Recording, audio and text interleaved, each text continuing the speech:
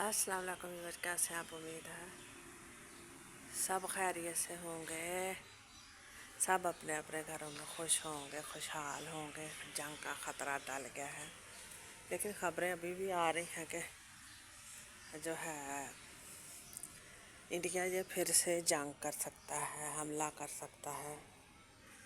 अल्लाह करे कि अल्लाह इसे हदायत दे, या तो इसे हदायत दे और या फिर इसका काम तमाम करे। आमीन।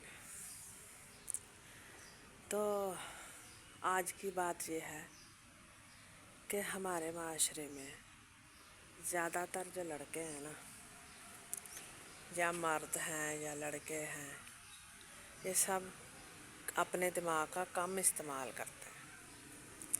वो कुछ इस तरह से कि ये बेचारे सुबह जाते हैं काम पे, शाम को आके सो रहते हैं। इन्हें बस इतना ही इनकी माएँ या जो हमारी माएँ हैं या कोई भी हैं जो औरतें हैं, वो जो गलत बता रही हैं, समझा रही हैं, तो वो यही है कि तेरा काम बस कमा के लियाना।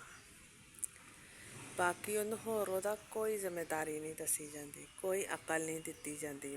उसे बस यही कहा जाता कि बाकी सारे काम जनानी दे, घर जोड़ना, पढ़ाना, बच्चों की तरबियत, इधर उधर तू बस सिर्फ कमा के लिया। तेरी ड्यूटी च भी शामिल नहीं कि तू ओहदे नाल को गल कर सके, ओहदे बारे को गल कर सके। तू बस ओहदे खिलाफ ही खलोना जदों खलोना।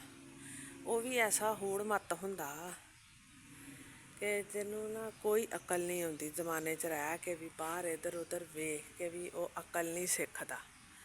वो भी बस बुढ़ी के खिलाफ ते माँ प्यो जड़ा वा उन्हां दियां कच्चियां सुन के। साडा माशरा भरिया पिया गलीज माँ बाप दे नाल। कसम नाल गलीज सोच रखते हैं। अपने आंढ गुआंढ वेखिए, इधर उधर वेखिए तो समझ आती है कि वाकई लोग अकलों पैदल ने गे।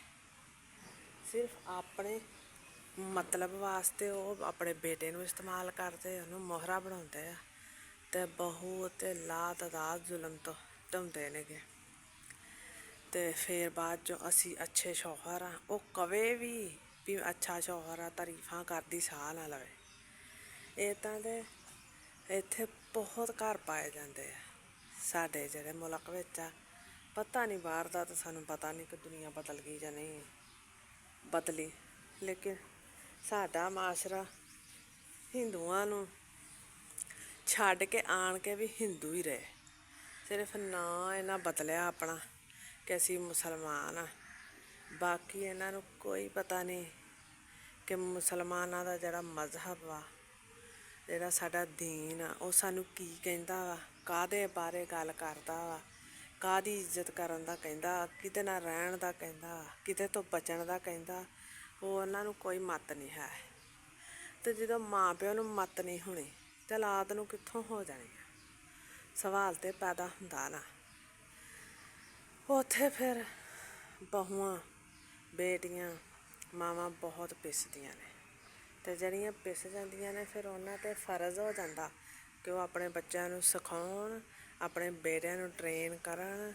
सिर्फ उन्हां नूं पैसे वाली मशीन ना समझण, उन्हां नूं जज्बाती तौर पर भी समझाउण, उन्हां नूं कहण कि तू भी, तेरे च भी जज्बात है, तू भी चंगी माड़ी अकल रखदा जां सिर्फ खाली छापरी लैके उत्ते जाना ते तुसीं अकल पैदल ही रहना वा। ये सारे काम करने वाले माँ प्यो दे आ। बस सानूं इन्ना पता कि असीं बच्चा कर लिया ते असीं माँ प्यो बन गए, बाकी साडी कोई जिम्मेदारी नहीं। अपनी राय का इजहार करियो ते खुश रहो, अपना ख्याल रखियो ते थोड़ी जिन्नी समझ अपने अंदर ज़रूर पायो, ताकि असीं बदलांगे तो साडा माशरा बदलेगा।